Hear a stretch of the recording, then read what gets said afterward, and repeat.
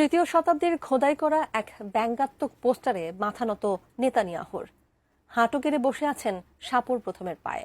এমনই পোস্টার ঝুলছে ইরানের সিরাজ শহরে, যা নিয়ে এবার আলোড়ন পুরো নেট দুনিয়ায়। এছাড়া ইন্টারনেটে ছড়িয়েছে নেতানিয়াহুকে নিয়ে কিছু ভয়ঙ্কর মজার ভিডিও। কেমন করে একসময়ের রোমান সম্রাট ভ্যালেরিয়ানের পরাজয়ের প্রতীক আজকে হয়ে উঠেছেন নেতানিয়াহু, বিস্তারিত জানাচ্ছেন ইশতিয়াক হোসেন। ইতিহাস এক নির্মম শিক্ষক। পারস্য সম্রাট সাপুর প্রথম যখন তৃতীয় শতাব্দীতে রোমান সম্রাট ভ্যালেরিয়ানকে পরাজিত করে বন্দী করেন, তখন নিশ্চয়ই কল্পনাও করেননি যে হাজার বছর পর তার সেই বিজয় গাথা আবারও ফিরে আসবে ডিজিটাল যুগের একটি পোস্টারে।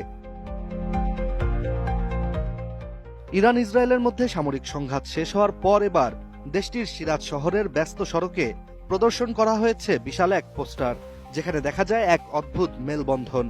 প্রাচীন পারস্যের সম্রাট সাপুর প্রথম ঘোড়ায় বসে আছেন সেই চিরচেনা ভঙ্গিতে, আর তার পায়ের কাছে নতজানু হয়ে আত্মসমর্পণ করছেন ইসরায়েলের প্রধানমন্ত্রী বেনিয়ামিন নেতানিয়াহু। দৃশ্যটি প্রতীকী, তবে যে গর্ভের আলোয় এটি উদ্ভাসিত তা নিছক পোস্টার নয়, এটি যেন ইরানিদের আত্মবিশ্বাসের এক নতুন সূর্যোদয়। ভীষণ এসি নিয়ে এলো মানিব্যাগ গ্যারান্টি অফার।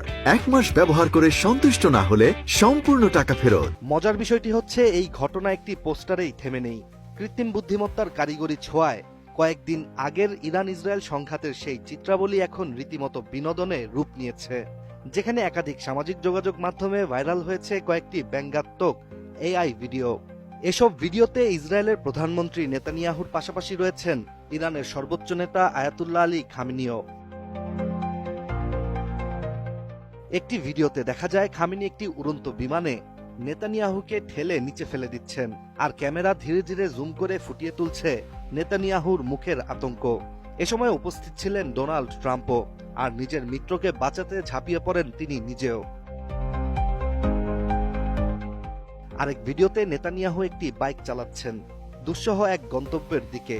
পথে পথে খামেনি গর্ত খুঁড়ে রেখেছেন, যেন প্রতিটি ধাপেই নেতানিয়াহু হোঁচট খায়।